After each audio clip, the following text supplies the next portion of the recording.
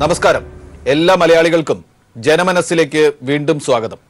കേരളത്തിലെ 20 ലോക്സഭാ മണ്ഡലങ്ങളുടെയും രാഷ്ട്രീയ ചരിത്രവും സാമൂഹ്യ ഭൂമിശാസ്ത്രവും തിരയുന്ന ഈ പരിപാടി മുന്നോട്ട് പോവുകയാണ്. ഈ എപ്പിസോഡിൽ തൃശൂർ, ആലത്തൂർ മണ്ഡലങ്ങളാണ് ചർച്ചയ്ക്കെടുക്കുന്നത്. എന്നോടൊപ്പം ഡോക്ടർ എം.എ. ലാലും, അതിഥിയായി പ്രമുഖ മാധ്യമപ്രവർത്തകൻ എ. സജീവനും. കഴിഞ്ഞ എപ്പിസോഡുകളിലായി 10 ലോക്സഭാ മണ്ഡലങ്ങൾ നമ്മൾ ചർച്ച ചെയ്ത് കഴിഞ്ഞു.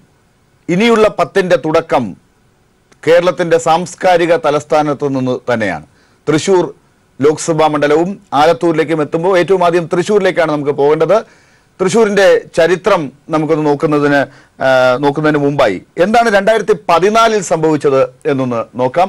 2014 തൃശ്ശൂരിൽ നിന്ന് വിജയിച്ചത് CPIയുടെ CN ജയദേവൻ ആണ്. CN ജയദേവൻ 3,89,209 വോട്ടുകൾ നേടി.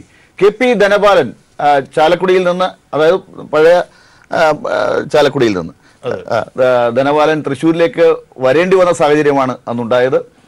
KP ധനപാലന് അന്ന് 3,50,982 വോട്ടുകൾ ലഭിച്ചു. KP ശ്രീശനാണ് BJPയുടെ സ്ഥാനാർത്ഥിയായിരുന്നത്. 1,02,681 വോട്ടുകൾ നേടി. ജയദേവന്റെ ഭൂരിപക്ഷം 38,227 വോട്ടുകളായിരുന്നു. വോട്ടിംഗ് ശതമാനം 72.17. നമുക്ക് സജീവനോട് ചോദിച്ചു തുടങ്ങാവുന്ന ഒരു ചോദ്യം. തൃശ്ശൂർ ഒരു പ്രത്യേകതയുള്ള ഒരു മണ്ഡലമാണ്. വളരെ പ്രത്യേകതയുള്ള മണ്ഡലം എന്ന് പറയുന്നത് രാഷ്ട്രീയമായി വളരെ പ്രത്യേകതകളുണ്ട്. കോൺഗ്രസിന്റെ തട്ടകം, മുൻ മുഖ്യമന്ത്രി K. കരുണാകരന്റെ ഗ്രൂപ്പ് രാഷ്ട്രീയത്തിന്റെ തട്ടകം, അതിൻ്റെയൊക്കെ അലയടികൾ ഇപ്പോഴും മനസ്സിൽ കൊണ്ട് നടക്കുന്നവർക്ക് സീറ്റുകൾ മോഹിക്കാനുള്ള സ്ഥലം. അവിടെ നിന്നാണ് ഇപ്പോൾ ഒരു ഇടതുപക്ഷ പ്രതിനിധി തൃശ്ശൂരിലുള്ളത്. വീണ്ടും ഒരു തെരഞ്ഞെടുപ്പിലേക്ക് പോകുന്നത്. എന്ത് പറയും സജീവൻ? അല്ല, കഴിഞ്ഞ തവണത്തെ റിസൾട്ട് വെച്ച് നോക്കിയാൽ നമ്മൾ പാവൻ ധനപാലനെ കോൺഗ്രസ്സുകാർ തോൽപ്പിച്ചു എന്ന് വളരെ എളുപ്പത്തിൽ പറയാൻ പറ്റും. ധനപാലന ചാലക്കുടിയായിട്ട് കഴിയായിരുന്നെങ്കിൽ ഇത്തവണ ഇപ്പോഴത്തെ സിറ്റിംഗ് MP എന്ന നിലയിൽ അദ്ദേഹത്തെ കണക്കാക്കാമായിരുന്നു. അദ്ദേഹത്തിന് അവിടെ ഏതാണ്ട് നല്ല സ്വാധീനം ഉണ്ടായിരുന്നാണ്.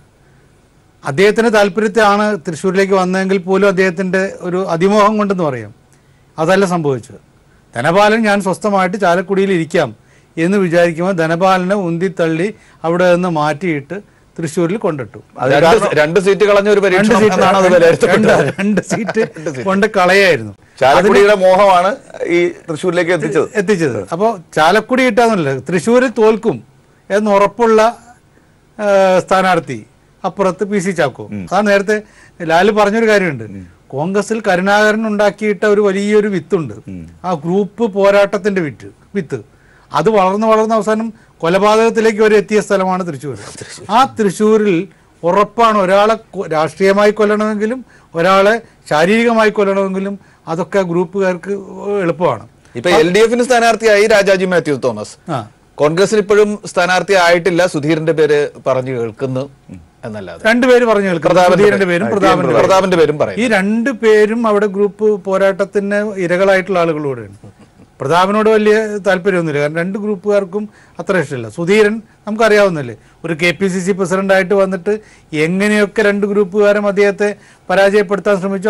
അങ്ങനെയൊക്കെ പരാജയപ്പെട്ട് ഇനി എനിക്ക് വേണ്ടേ എന്ന് പറഞ്ഞിട്ട് ഹൈക്കമാൻഡിനോട് പോലും പറയാതെ രാജിവെച്ച് പോവേണ്ടി വന്ന ഒരാളാണ് അദ്ദേഹം. ഇപ്പോഴും മത്സരിക്കാൻ തയ്യാറല്ല എന്നാണ് സുധീരൻ സൂചിപ്പിക്കുന്നത്.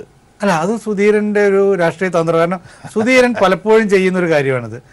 അദ്ദേഹത്തെ കുറ്റം പറയില്ല. കാരണം സുധീരന് മുമ്പിൽ ഈ കല്ലും മുള്ളുമാണ്.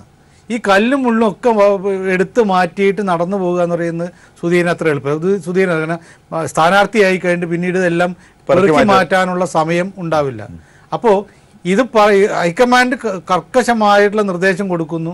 സുധീരൻ തന്നെ മത്സരിക്കണമെന്ന് ഒരു സുഗ്രീവാജ്ഞ പുറപ്പെടുവിച്ചാൽ ഈ കല്ലൊക്കെ അത്യാവശ്യം മറ്റേ ഗ്രൂപ്പുകാർ തന്നെ എടുത്തു മാറ്റി. ഇത്രയും മത്സരിക്കാൻ താല്പര്യം ഇല്ല എന്ന് പറയുന്ന VM സുധീരന്റെ പേരാണ് കുറഞ്ഞത് ഒരു 4 മണ്ഡലങ്ങളിലെങ്കിലും പറഞ്ഞു കേൾക്കുന്നത്. അതിന് 2 കാര്യമുണ്ട്. ഒന്ന്, അദ്ദേഹത്തിന്റെ ഒരു പ്രത്യേകത സുധീരനെ കുറിച്ച് ഉള്ള പൊതു മനസ്സിലുള്ള ഒരു ചിത്രം എന്ന് പറയുന്നത് അദ്ദേഹം നല്ല ഒരു രാഷ്ട്രീയ നേതാവാണ്. അത് അദ്ദേഹം ഉണ്ടാക്കിയെടുത്തൊരു ഇമേജാണ്. നല്ല രാഷ്ട്രീയ നേതാവ്. സ്വന്തം പാർട്ടിയിൽ തെറ്റ് കണ്ടാൽ പോലും മെത്രാൻകായലാണെന്ന്, അത് അഴിമതിക്കായലാണെന്ന് കണ്ട അപ്പോൾ അത് വിളിച്ചു പറയുന്ന ഒരാളാണ് എന്ന തോന്നൽ പൊതു മനസ്സിൽ ഉണ്ടാക്കിയെടുക്കാൻ സുധീരന് കഴിഞ്ഞിട്ടുണ്ട്. ഞാൻ അതിൻ്റെ ബാക്കി അത് അങ്ങനെ പറഞ്ഞത് വളരെ കൃത്യമാണ്. കാരണം സുധീരൻ അത് കഴിഞ്ഞിട്ടുണ്ട്. അതുകൊണ്ട് സുധീരൻ്റെ പേര് പലപ്പോഴും പറഞ്ഞു വരും. പക്ഷേ കോൺഗ്രസിനകത്ത് ഈ രണ്ട് പ്രബലമായിട്ടുള്ള വൻമതിലുകൾക്ക് രണ്ട് മതിലുകൾക്കും ഇല്ലാത്തതാണ്. അപ്പോൾ ആ ഒരു പ്രശ്നമുണ്ട്. പക്ഷേ സുധീരൻ തന്ത്രജ്ഞനായതുകൊണ്ട് ഞാൻ മത്സരിക്കുന്നില്ല എന്ന് പറയുകയും ഹൈക്കമാൻഡിനെ കൊണ്ട് ഒരു സുഗ്രീവാജ്ഞ പുറപ്പെടുവിക്കുകയും അങ്ങനെ മത്സരിക്കുകയും ചെയ്താൽ സുധീരന് വളരെയധികം സാധ്യത. അതുകൊണ്ട് തൃശ്ശൂരിൽ സുധീരൻ അല്ലെങ്കിൽ പ്രതാപൻ ഇങ്ങനെ പേരുകൾ അവിടെ ഉണ്ട്. ഈ തൃശ്ശൂരിന്റെ ഒരു ചരിത്രം നമുക്കൊന്ന് നോക്കാം സജീവൻ. അതായത് അത് ഏത് രീതിയിലാണ് ഒരുപക്ഷെ നമുക്ക് ഇനി അങ്ങോട്ടുള്ള സ്ഥാനാർത്ഥികളുടെ കാര്യത്തിൽ ഒന്ന് ഉറപ്പിക്കാൻ സാധിക്കുക എന്നുള്ളത്. ഇപ്പോൾ 99 അവിടെ നിന്ന് വിജയിച്ചത് AC ജോസ് ആണ്, കോൺഗ്രസിന്റെ ഏത് ഗ്രൂപ്പാന്നുള്ളത് നമ്മൾ പറയണ്ടല്ലോ. അതുപോലെ 2004 CPIയുടെ CK ചന്ദ്രപ്പൻ വിജയിച്ചു. 2009 PC ചാക്കോ കോൺഗ്രസിൽ നിന്ന് വിജയിച്ചു. 2014 ആയപ്പോൾ PC ചാക്കോയ്ക്ക് അവിടുന്ന് മാറാൻ തോന്നി. അതാണ് ഈ നേരത്തെ സജീവൻ ചൂണ്ടിക്കാട്ടിയ പ്രശ്നങ്ങളൊക്കെ എത്തിയത്. CPIയുടെ CN ജയദേവൻ ഇപ്പോൾ വിജയിച്ചു നിൽക്കുകയും ചെയ്യുന്നത്. ഈ ഒരു ചരിത്രം ഒരിക്കൽ കോൺഗ്രസ്, പിന്നീട് CPI, പിന്നീട് കോൺഗ്രസിനോട് വീണ്ടും കിട്ടി. ആ കോൺഗ്രസ് നേതാവിന് വീണ്ടും ഇവിടെ മത്സരിക്കാൻ പറ്റാത്ത സാഹചര്യം അദ്ദേഹം തിരിച്ചറിഞ്ഞു.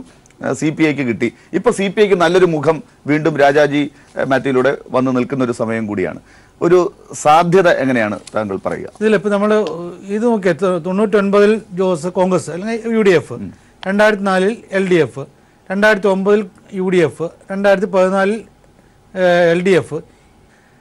ഈ മാറ്റങ്ങളൊക്കെ ഇതിപ്പോൾ നമ്മൾ യാദൃച്ഛികമായി വന്നിട്ടുള്ള മാറ്റമാണ്. ഈ മാറ്റങ്ങളൊക്കെ ഉണ്ടാകുന്നതിന് പ്രധാനപ്പെട്ട കാരണം കോൺഗ്രസിനകത്തുള്ള പ്രശ്നങ്ങളാണ്. കോൺഗ്രസിനകത്ത് എപ്പോഴും പ്രശ്നങ്ങളുണ്ട്. LDFന് അവിടെ നിശ്ചിതമായ വോട്ടുണ്ട്. ഈ രണ്ട് മുന്നണികളും തമ്മിലുള്ള വ്യത്യാസം എന്ന് പറയുന്നത് വളരെ നേരിയ ശതമാനക്കണക്ക് മാത്രമാണുള്ളത്. ആ നേരിയ ശതമാനക്കണക്കിൽ മാറ്റം വരുത്തുന്നതിൽ പ്രധാന പങ്ക് വഹിക്കുന്നത് UDF ആണ്. അവിടെ നിർത്തുന്ന സ്ഥാനാർത്ഥി, അവിടെ ഗ്രൂപ്പുകാരുടെ താല്പര്യങ്ങളൊക്കെയാണ്. അപ്പം അങ്ങനെ ഒരു പ്രശ്നം വരുന്നതുകൊണ്ട് സ്വാഭാവികമായിട്ടും ഇത്തവണ 2019 ഇനി ഇതിന് കണക്ക് വെച്ചിട്ട് UDF വരേണ്ടേ എന്ന് ചോദിച്ചു കഴിഞ്ഞാൽ അത് പറയാൻ പറ്റും. കാരണം അത് അടുത്ത കാലത്താണ് അങ്ങനെ മാറി മാറി വന്നിട്ടുള്ളത്. പക്ഷേ ഏറ്റവും ആദ്യം അവിഭക്ത കമ്മ്യൂണിസ്റ്റ് പാർട്ടിയുടെയും പിന്നീട് CPIയുടെയും കയ്യിലായിരുന്നു ഈ മണ്ഡലം. പിന്നീട് കോൺഗ്രസിലേക്ക് വന്നു, വീണ്ടും CPIയിലേക്ക് പോയി, പിന്നെയും മാറി വന്നതാണ് നമ്മളിപ്പോ കാണുന്നത്. അത് മാറി വരുന്നുണ്ട്, ഒറ്റ തവണ കൊണ്ടല്ല. കാരണം തൃശ്ശൂര് പ്രത്യേകിച്ച് അന്തിക്കാട് ഒരു ബെൽറ്റ് എന്ന് പറയുന്നത് കമ്മ്യൂണിസ്റ്റ് പാർട്ടിയുടെ വളരെ, ഇപ്പം നമ്മൾ കമ്മ്യൂണിസ്റ്റ് പാർട്ടി ഈ കണ്ണൂരിനെ സംബന്ധിച്ചിടത്തോളം പറയുന്ന പോലെ അതേപോലെ ഒരു പ്രബലമായിട്ട് കമ്മ്യൂണിസ്റ്റ് പാർട്ടി വളരെ സ്വാധീനമുള്ള സ്ഥലമാണ് തൃശ്ശൂർ. സംസ്ഥാനത്തെ രാഷ്ട്രീയ ചിത്രം അവിടുത്തെ ഇങ്ങനെയാണ്. അതെ, കഴിഞ്ഞ നിയമസഭാ തെരഞ്ഞെടുപ്പിൽ എങ്ങനെയാണ് വോട്ടിന്റെ ഓഹരി സംഭവിച്ചത് എന്നാണ് അതിൽ കാണുന്നത്. 2016 നിയമസഭാ തെരഞ്ഞെടുപ്പിലെ ചിത്രമാണ് ഇത്. ഗുരുവായൂരിൽ LDFന് കിട്ടിയ വോട്ടുകൾ നോക്കുക, 66,088 UDFിൽ നിന്ന് ഏതാണ്ട് 16,000-ഓളം വോട്ടുകൾ കൂടുതൽ. മണലൂരിൽ VM സുധീരന്റെ മണലൂർ എന്നാണല്ലോ സജീവൻ പറയുക. അതെ, 70,422 വോട്ടുകൾ LDFന് അവിടെ കിട്ടി, ഏതാണ്ട് 20,000-ഓളം വോട്ടുകൾ കൂടുതൽ. ഉല്ലൂരിൽ 71,666 വോട്ടുകൾ LDFന്, അവിടെയും ഏതാണ്ട് 11,000-ഓളം വോട്ടുകൾ കൂടുതലാണ്. തൃശ്ശൂരിൽ 53,664 വോട്ടുകൾ, ഏതാണ്ട് 7,000-ഓളം വോട്ടുകൾ കൂടുതലുണ്ട്. നാട്ടികയിൽ 70,218 വോട്ടുകൾ LDFന്, വലിയ ഭൂരിപക്ഷമാണ് നാട്ടികയിൽ LDFന് ഉള്ളത്. ഇരിങ്ങാലക്കുടയിൽ 59,730 വോട്ടുകൾ, അവിടെ LDF ആണ് ലീഡ് ചെയ്ത് നിൽക്കുന്നത്. പുതുക്കാട് 79,464 വോട്ടുകൾ, വലിയ ഭൂരിപക്ഷം LDFന് കിട്ടിയ മണ്ഡലമാണ് പുതുക്കാട്. എല്ലാം കൊല്ലത്തിന്റെ ചിത്രം നോക്കിയതുപോലെ ഉണ്ട് നമ്മൾ കഴിഞ്ഞ ഒരു എപ്പിസോഡ് മുഴുവനായിട്ട് വരുന്നത്. അതെ, ആകെയുള്ള LDFന്റെ മേൽക്കൈ 1,22,000-ഓളം അതെ വോട്ടുകളുടെ വ്യത്യാസത്തിനാണ് കഴിഞ്ഞ ആ ഒരു തെരഞ്ഞെടുപ്പിൽ ആകെ ഒരു LDF വേവ് ഉണ്ടായിരുന്ന തെരഞ്ഞെടുപ്പാണ്. അല്ല, അത് നമുക്കറിയാം. UDF വിരുദ്ധ വികാരം സുധീരന്റെ സുധീരനാണ് അത് LDFന്റെ കയ്യിലേക്ക് വെച്ചു കൊടുക്കുന്നതിൽ പ്രധാന പങ്ക് വഹിച്ച ഒരാൾ. ഏതാണ്ട് ഭരണ തുടർച്ച എന്ന് വിചാരിച്ചിരുന്നാണ് UDFകാർ. അതായത് അദ്ദേഹത്തിന്റെ ബഹുദൂരം ബഹുദൂരം പരിപാടികളൊക്കെ വിജയിച്ച് അതുകൊണ്ട് ജനങ്ങളുടെ മനസ്സിലേക്ക് പോകുന്നു എന്ന രീതിയിൽ വരുമ്പോഴാണ് ഓരോന്നായിട്ട് അവസാനം സുധീരൻ ഈ അഴിമതി സ്ഥാനാർത്ഥികൾ വേണ്ട എന്ന രീതിയിലൊക്കെ വളരെ കടുംപിടുത്തം കാണിക്കുകയൊക്കെ ചെയ്തപ്പോൾ ഇത് ആകെ ഒരു അഴിമതി കൂടാരമാണ് എന്ന രൂപത്തിലേക്കൊക്കെ പോയത്. അതിന്റെ ഒരു പ്രശ്നം ഇവിടെ ഇങ്ങനെ മൊത്തം കേരളത്തിൽ ഈ മാറ്റം വരാൻ അതിന്റെ കൂടി ഒരു നേട്ടം കൊണ്ടാണ് അല്ലെ, അതിന്റെ കൂടി ഒരു മെച്ചം കൊണ്ടാണ് ഈ 7 മണ്ഡലങ്ങളും ഒരുമിച്ചല്ല ഈ 7 ഇത്രയും മണ്ഡലങ്ങൾ അനുകൂലമായിട്ട് LDFന് വന്നിട്ടുണ്ടെങ്കിൽ അതിന് കാരണം ഇവിടെ ഒരു പ്രധാനപ്പെട്ട ഒരു ചിത്രം കൂടി നമ്മൾ നോക്കേണ്ടത് BJPയുടെ കണക്കാണ്. തൃശ്ശൂരിൽ BJPക്ക് ഒരുപക്ഷെ BDJS എന്നുള്ളൊരു ഒരു കൂട്ടുകെട്ട് കൂടി ഉണ്ടായതിനു ശേഷം നടന്ന നിയമസഭാ തെരഞ്ഞെടുപ്പിലാണ് നമ്മളിപ്പോൾ കണ്ട ചിത്രം കാണുന്നത്. 4,71,252 വോട്ടുകൾ LDF കിട്ടുമ്പോൾ 3,48,628 വോട്ടുകളാണ് UDF, 2 ലക്ഷത്തിൽ പരം വോട്ടുകൾ NDA. 2,05,515 വോട്ടുകൾ എന്ന് പറയുന്നത് ഒരു ലോക്സഭാ മണ്ഡലത്തിൽ BJPക്ക് ഒരു നല്ല അത് അവര് 2014 നേടിയ വോട്ടിന്റെ ഏതാണ്ട് ഇരട്ടിയാണ്. 1,02,000 വോട്ടാണ് അവർക്ക് ലോക്സഭാ മണ്ഡലത്തിൽ കിട്ടിയത്. നിയമസഭ നോക്കുക, നിയമസഭാ മണ്ഡലത്തിൽ അവർ ഓരോന്നിലും കിട്ടുന്ന വോട്ടുകൾ അത് കൂട്ടുമ്പോ 2,05,000. അതെ, 1 ലക്ഷത്തോളം. അതിന്റെ ഒരു നേട്ടം ശരിക്കും പറഞ്ഞാൽ അത് അന്നത്തെ SNDP യോഗത്തിന്റെ, ഞാൻ BDJS എന്ന് പറയില്ല, SNDP യോഗത്തിന്റെ ഒരു നേട്ടം അവരോട് കൂട്ടുചേർന്നതിന്റെ ഒരു സൗകര്യമുണ്ട്, അവർക്ക് കിട്ടിയിട്ടുണ്ട്. SNDP യോഗം അതിന് മുമ്പത്തെ ലോക്സഭാ മണ്ഡല തെരഞ്ഞെടുപ്പിലൊക്കെ ഉണ്ടായിരുന്നത് നമുക്ക് അറിയാലൊക്കെ. ഈ കേരളത്തിൽ ആദ്യമായിട്ടാണ് 2 നേതാക്കന്മാർക്ക് പോകാൻ ഹെലികോപ്റ്റർ കൊടുത്തിട്ടുള്ളത്. ഇവിടെ ആര് വിചാരിച്ചിട്ടും കിട്ടാതിരുന്ന സംഗതി. കേരളത്തിന് എന്തിനാണ് ഹെലികോപ്റ്റർ? കാറിൽ പോയാൽ 5 മിനിറ്റ് കൊണ്ട് എത്താവുന്ന ദൂരത്തെ ഹെലികോപ്റ്റർ എന്തിനാണെന്നൊക്കെ വിചാരിച്ചിരുന്ന കാലമുണ്ട്. അപ്പോൾ അവിടെയാണ് 2 നേതാക്കന്മാർ, അത് ഈ പറയുന്ന SNDP യോഗത്തിൻ്റെ നേതാക്കന്മാർക്ക് കൊടുത്ത്. BDJS എന്ന പരിഗണനയ്ക്ക് അപ്പുറം കൊടുത്തിരുന്ന ഇതാണ്. അപ്പോൾ അങ്ങനെ ഉള്ളതുകൊണ്ട് അവർ കൈ അയച്ച് സഹായിച്ചു. അതിൻ്റെ ഒരു നേട്ടമുണ്ട്. പ്രത്യേകിച്ച് തൃശ്ശൂരിനുള്ളൊരു പ്രത്യേകത, അവിടെ SNDP യോഗത്തിന് വളരെയധികം സ്വാധീനമുള്ള സ്ഥലമാണ്. പക്ഷേ ഇപ്പോൾ ആ സാഹചര്യം മാറിയിരിക്കുന്നു. അത് ഇപ്പോഴിത് കണക്കൂട്ടാൻ പാടില്ല. അവരുടെ വോട്ട് എന്ന് പറയുന്നത് ഈ പറയുന്ന 1,02,000, അതിന് പക്ഷേ ഈ കാലാനുസൃതമായിട്ടുള്ള ഒരു മാറ്റം വന്നു കഴിഞ്ഞാൽ 2,05,000 അല്ല 1,05,000 10,000 20,000 ഒക്കെ ആയെന്ന് വരാം. ഈ BJPയുടെ സ്ഥാനാർത്ഥി K. സുരേന്ദ്രൻ മഞ്ചേശ്വരം വിട്ട് തൃശ്ശൂരിലേക്ക് വരാം എന്നൊക്കെ ആഗ്രഹിച്ചിരുന്ന ഒരു ഘട്ടം ഉണ്ടായിരുന്നു എന്നാണോ പറയേണ്ടതെന്ന് അറിയില്ല. ഉണ്ടായിരുന്നു എന്ന് പറയണം, കാരണം മഞ്ചേശ്വരം ഇപ്പൊ അദ്ദേഹത്തിന് താല്പര്യമുള്ളതായിട്ട് മാറിയിട്ടുണ്ട്. പുതിയ ഒരു ചിത്രം ആണ് നമ്മളിപ്പോ കാണുന്നത്. 2014 12,74,081 വോട്ടുകളായിരുന്നു തൃശ്ശൂരിൽ ഉണ്ടായിരുന്നത്. 2019 ആയപ്പോൾ 19,663 വോട്ടുകൾ കൂടി 12,93,744 വോട്ടുകൾ. ഇത്രയും പുതിയ വോട്ടുകൾ കൂടി വന്നിട്ടുണ്ട്. 19,663 വോട്ടുകൾ. എന്തായാലും തൃശ്ശൂർ ഒരു ചെറിയ വോട്ടിന്റെ ഭൂരിപക്ഷത്തിനാണെങ്കിൽ പോലും നല്ലൊരു ടൈറ്റ് മത്സരത്തിലേക്കാണ് പോകുന്നത് എന്ന് പറയാമോ? തീർച്ചയായിട്ടും. അതിൽ നേരത്തെ പറഞ്ഞല്ലേ, നിയമസഭാ മത്സരം നോക്കിക്കഴിഞ്ഞാൽ 2016 റിസൾട്ട് നോക്കിയാൽ BJP ഒരു വലിയ ശക്തി, ത്രികോണ മത്സരം നടക്കേണ്ടതാണ്. പക്ഷേ ഈ ലോക്സഭാ തെരഞ്ഞെടുപ്പിൽ 2014 ഉള്ളതുപോലെ തന്നെ ത്രികോണ മത്സരം പ്രതീക്ഷിക്കേണ്ട. BJP ഒരു 3-ാം സ്ഥാനത്ത് ഇതേപോലെ നിൽക്കുമെന്നല്ലാതെ അതിനപ്പുറത്തേക്കുള്ള കാര്യങ്ങൾ സാധ്യതയില്ല. കാരണം സുരേന്ദ്രൻ പോലും ആ രീതിയിലാണ് SNDP യോഗം പിന്തുണയ്ക്കുന്നത്. പക്ഷേ ഇപ്പോൾ വളരെ കൃത്യമായിട്ട് വെള്ളാപ്പള്ളി നിലപാട് വ്യക്തമാക്കി. തുഷാർ മത്സരിക്കുകയാണെങ്കിൽ പോലും ഇവിടെ നിന്ന് പുറത്ത്, പാർട്ടിക്ക് പുറത്ത്, അല്ല ഇതിന് സംഘടനയ്ക്ക് പുറത്ത് എന്ന രീതിയിൽ പറഞ്ഞിട്ടുണ്ട്. അതുകൊണ്ട് അതിലും ഇതുവരെ അദ്ദേഹം മാറ്റി പറഞ്ഞിട്ടില്ല. എപ്പോഴെങ്കിലും എന്നാൽ പലപ്പോഴും വെള്ളാപ്പള്ളി പറഞ്ഞത് ചിലപ്പോൾ മാറ്റി പറയാറൊക്കെ ഉണ്ട്. ഇതെല്ലാം അത് പറഞ്ഞിട്ടില്ല, ഉറച്ചു നിൽക്കുകയാണ്. അപ്പം അതുകൊണ്ട് നമുക്ക് ഇവിടെ തൃശ്ശൂർ ഒരു അത്ഭുതം സൃഷ്ടിക്കാനായിട്ട് ഒരു ത്രികോണ മത്സരം സാധ്യതയില്ല എന്നുണ്ട്. എന്തായാലും ഇതൊരു പ്രത്യേകതയുണ്ട്. 2 പേരും ഒരേപോലെ സജ്ജമായിട്ട് മണ്ഡലം പിടിച്ചെടുക്കണം എന്നുള്ള നിലയിലാണ് പോകുന്നതെങ്കിൽ ഏറ്റവും കടുത്ത പോരാട്ടം നടക്കുന്നത് തൃശ്ശൂരിൽ വളരെ യാഥാസ്ഥിതികമായ കോൺഗ്രസ് കമ്മ്യൂണിസ്റ്റ് പോരാട്ടം തന്നെ നടക്കും. അതൊരു രാഷ്ട്രീയ പോരാട്ടം കൂടിയായിരിക്കും എന്നാണ്. രാഷ്ട്രീയ പോരാട്ടമായി മാറണം. അതിന്റെ ഇടയിൽ വരാവുന്ന കുറെ ഘടകങ്ങൾ വേറെ ഉണ്ട്. ആലത്തൂർ ലോക്സഭാ മണ്ഡലത്തിലേക്ക് ആണ് നമ്മൾ ഇനി കിടക്കുന്നത്. ആലത്തൂർ ലോക്സഭാ മണ്ഡലത്തിന്റെ ചിത്രവും ഇതുപോലെ പരിശോധിക്കുമ്പോൾ ഇവിടെ കാണുന്ന പോലെ സജീവൻ PK ബിജു ആണ് ആലത്തൂരിനെ പ്രതിനിധീകരിക്കുന്നത്. CPIM-ന്റെ PK ബിജുവിന് 4,11,808 വോട്ടുകളാണ് 2014 കിട്ടിയത്.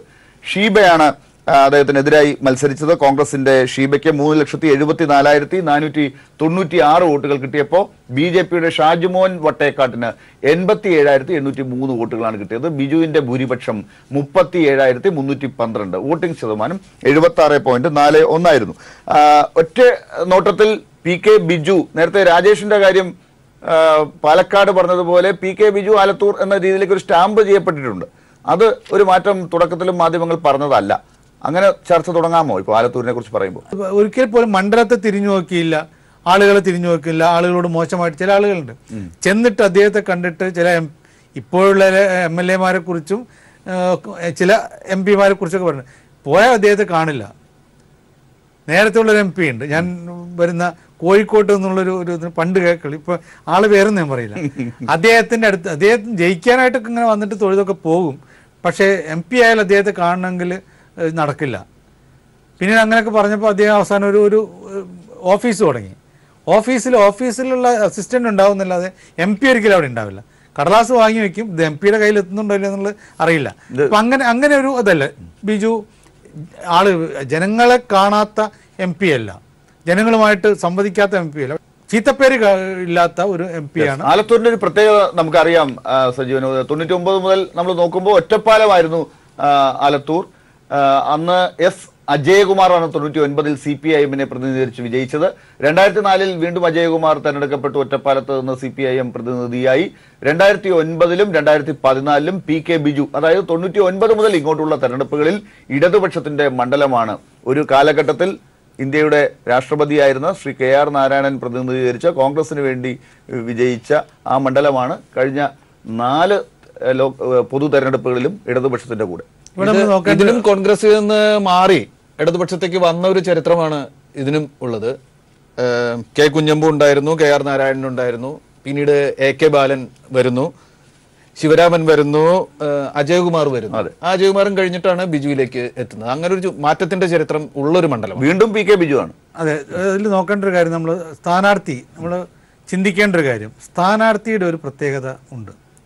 KR നാരായണൻ ആ മണ്ഡലത്തിൽ മത്സരിക്കുമ്പോൾ ബാക്കിയൊന്നുമില്ല, കോൺഗ്രസിന് അതീശത്തുള്ള മണ്ഡലമൊന്നുമില്ല. പക്ഷേ എനിക്കിപ്പോഴും ഓർമ്മയുണ്ട്, KR നാരായണൻ മത്സരിക്കുന്ന സമയത്ത് KR നാരായണൻ ജയിക്കും. കാരണം അദ്ദേഹത്തിനെ കുറിച്ചുള്ള ചിത്രം വളരെ വലിയൊരു മാധ്യമങ്ങൾ സൃഷ്ടിക്കുന്ന, അക്കാലത്ത് പത്രങ്ങൾ സൃഷ്ടിക്കുന്ന ഒരു ഇതുണ്ട്. KR നാരായണൻ്റെ ചെറുപ്പത്തിലുള്ള അദ്ദേഹത്തിൻ്റെ വളർച്ച, അദ്ദേഹം ഈ ദേശീയ തലത്തിലേക്ക് എത്തുന്നത്, അദ്ദേഹം ഈ സിവിൽ സർവീസിലെത്തുന്നത്, അങ്ങനെയുള്ള വളരെ KR നാരായണൻ ഒരു സംഭവമാണ് എന്ന് നമ്മൾ സിനിമ ഡയലോഗ് വെച്ച് പറഞ്ഞു അങ്ങനെ ഉണ്ടാക്കിയെടുക്കാൻ പറ്റും. അതുകൊണ്ട് തന്നെ KR നാരായണൻ്റെ മണ്ഡലമായിട്ട് അത് മാറി. പിന്നീട് വരുന്നത് ശിവരാമൻ്റെ കാര്യത്തിലാണ്, AK ബാലൻ്റെ കാര്യത്തിലാണെങ്കിലൊക്കെ അവർക്കിടയിൽ അവരുടെ ഒരു പ്രത്യേകത ആ സമയത്തൊക്കെ ഉണ്ടായിരുന്ന, പ്രത്യേകിച്ച് അജയകുമാറിൻ്റെ ഞാൻ ഇപ്പോഴും ഓർക്കുന്നു. അജയകുമാറിൻ്റെ ജീവിതം അതായിരുന്നു അക്കാലത്ത് മാധ്യമങ്ങളിൽ വന്ന്. അജയകുമാറിനെ എതിർക്കുന്ന മണ്ഡലങ്ങളും അദ്ദേഹത്തിൻ്റെ കുടുംബ പശ്ചാത്തലം, അതിൻ്റെ ഒരു ദയനീയമായിട്ടുള്ള ചിത്രം, ഇതെല്ലാം കൂടി വരുമ്പോൾ ജനങ്ങളുടെ മനസ്സിലേക്ക് സ്ഥാനാർത്ഥി വന്ന് കയറുകയാണ്. ആളെ പഠിച്ചു കൂട്ടിയൊരു ശൈലി അതവിടെ ഉണ്ട്. അതുകൊണ്ടാണ് ഈ ഇത് വരുന്നത്. ഈ കഴിഞ്ഞ തവണ നോക്കാം, ബിജുവിനെതിരെ മത്സരിച്ച ഷീബ, 2 സ്ഥാനാർത്ഥികൾ ആളുകൾ വെച്ച് ഞാൻ അവരെക്കുറിച്ച് മോശമായി പറയില്ല. പക്ഷെ ആളുകളുടെ മനസ്സിൽ നോക്കുമ്പോൾ ബിജുവും ഷീബയും തമ്മിലുള്ള ബിജുവിൻ്റെ അപ്പോഴും ഈ മാധ്യമങ്ങൾ ഓരോരുത്തരുടെ ലൈഫ് ഹിസ്റ്ററി കൊടുക്കുമ്പോൾ പറയുന്ന ഒരു കാര്യമുണ്ട്, ബിജുവിനെ ചിത്രീകരിക്കുമ്പോൾ ഇതുണ്ട്. അതേപോലെ ഇപ്പം ഇനി പകരം ഈ ആലത്തൂർ, അതുകൊണ്ട് തന്നെ ഇപ്പോൾ LDFൻ്റെ കയ്യിലേ ഉണ്ടാവും എന്നുള്ളതല്ല പറയുന്നത്, ആരായിരിക്കും ആലത്തൂരിലെ UDF സ്ഥാനാർത്ഥി എന്നുള്ളൊരു പ്രശ്നമുണ്ട്. 2016 ചിത്രം ഇങ്ങനെയാണ്. 2016 ഇടതുപക്ഷം സംസ്ഥാനത്ത് അധികാരത്തിലെത്തിയപ്പോൾ ആലത്തൂർ ലോക്സഭാ മണ്ഡലത്തിന്റെ പരിധിയിൽ വരുന്ന നിയമസഭാ മണ്ഡലങ്ങളിൽ തരൂരിൽ 67,047 വോട്ടിന് LDF നല്ല ഭൂരിപക്ഷത്തിന് മുമ്പിലാണ്. ചിറ്റൂരിൽ 69,270 വോട്ടുകൾക്ക് LDF തന്നെയാണ് മുന്നിലെത്തിയത്. നെന്മാറയിലും LDF ആണ്, 66,316 വോട്ടുകളാണ് അവിടെ കിട്ടിയത്. ആലത്തൂരിൽ 71,206 വലിയ വോട്ടുകളാണ്, നല്ല ഭൂരിപക്ഷമാണ് അവിടെ UDF-ൽ നിന്നും ആലത്തൂരിലുള്ളത്. ചേലക്കരയിലും LDF തന്നെ 67,771 വോട്ടുകൾ. കുന്നംകുളത്ത് LDF 63,274 വോട്ടുകൾ. ഒരു ചെറിയ അബറേഷൻ എന്ന് പറയാവുന്നത് വടക്കാഞ്ചേരിയിൽ 65,492 വോട്ടുകൾ, അവിടെ 21 വോട്ടിന്റെ മാത്രം ഭൂരിപക്ഷത്തിലാണ് ചോദിക്കാവുന്ന രൂപത്തിലുള്ള കൃത്യമായിട്ടുള്ള ഒന്നാണ്. അതെ, പക്ഷെ ആ തെരഞ്ഞെടുപ്പിൽ ഒരു ചിത്രം നോക്കുമ്പോൾ 91,000 വോട്ടിന്റെ ഒരു വ്യത്യാസമാണ് LDF-ന്, ആനുകൂല്യമാണ് LDF-നുള്ളത്. 4,70,376 വോട്ടുകൾ ആകെ LDF-ന് കിട്ടി. 3,78,616 വോട്ടുകൾ UDF-ന് കിട്ടി. NDA-ക്ക് 1,50,558 വോട്ടുകൾ. ഇതാണ് 2016. 3 വർഷത്തിന് ഇപ്പുറത്തേക്ക് ഇങ്ങോട്ടേക്ക് വരുമ്പോഴേക്കും വലിയ മാറ്റങ്ങൾ ഉണ്ടോ, അതോ ആലത്തൂരും കുറച്ചുകൂടി രാഷ്ട്രീയമാണോ? അല്ല, 2016 തെരഞ്ഞെടുപ്പിന്റെ പ്രത്യേകത എന്ന് പറയുന്നത് അതൊരു ഭരണവിരുദ്ധ വികാരം, അത് 2 രീതിയിലുണ്ടായിട്ടുണ്ട്. ഒന്ന് സാധാരണഗതിയിലുണ്ടാവുന്ന ഭരണവിരുദ്ധ വികാരം, പിന്നീട് കുറേ പ്രശ്നങ്ങളുണ്ട്. ഈ UDF സർക്കാരിൻ്റെ കാലത്ത് മുഖ്യമന്ത്രി ഉൾപ്പെടെയുള്ള ആളുകളെ പ്രതിക്കൂട്ടിലാക്കുന്ന രൂപത്തിലുള്ള കുറേ പ്രശ്നങ്ങളുണ്ടായിരുന്നു. അത് പ്രതിപക്ഷം ഉന്നയിക്കുന്ന സ്വാഭാവികമായിട്ടുണ്ടാകും. അതിന് പകരം യു ഡി എഫിനകത്ത് നിന്ന് തന്നെ ഉണ്ടാകുന്ന, കോൺഗ്രസിനകത്ത് തന്നെ ഉണ്ടാകുന്ന ചില ആരോപണങ്ങളും പ്രശ്നങ്ങളും ഉണ്ടായിരുന്നു.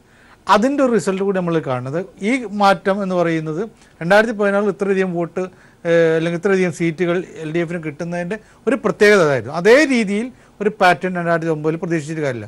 വടക്കൻ ഇവിടെ ആലത്തൂരിലാണെങ്കിൽ പോലും അത് രാഷ്ട്രീയ മണ്ഡലമാണ്, എന്നാൽ പോലും അവിടെ ആ 2016 അതേ രീതിയിലൊരു റിസൾട്ട് പ്രതീക്ഷിക്കേണ്ട. 2019 ഇപ്പോഴും ഞാൻ പറഞ്ഞില്ല, സ്ഥാനാർത്ഥി വന്നാൽ ഇപ്പോൾ ഏതാണ്ടത് എൽ ഡി എഫ് മണ്ഡലമാണ്. എൽ ഡി എഫ് മണ്ഡലമാണ്. അതിൽ പിടിച്ചെടുക്കണമെങ്കിൽ അത്രയും ശക്തനായ, നേരത്തെ ലാല് പറഞ്ഞ പോലെ ഒരു മാജിക് വേണം. അങ്ങനെയൊക്കെയുള്ളൊരു ചിന്തിക്കാനല്ലാതെ ഇതൊരു വലിയൊരു പ്രശ്നമാണ്. ഏതായാലും അത് ഉടനെ തന്നെ തീരുമാനമാകും. അപ്പോൾ നടക്കും. ഏറ്റവും പുതിയ ചിത്രത്തിലേക്ക് 2014 നിന്ന് 2019 വരുമ്പോൾ 20,736 വോട്ടർമാരാണ് പുതുതായിട്ടുള്ളത്. അന്ന് 12,13,531 ആയിരുന്നുവെങ്കിൽ ഇപ്പോൾ 12,34,294, ഏതാണ്ട് 20,736 വോട്ടുകൾ.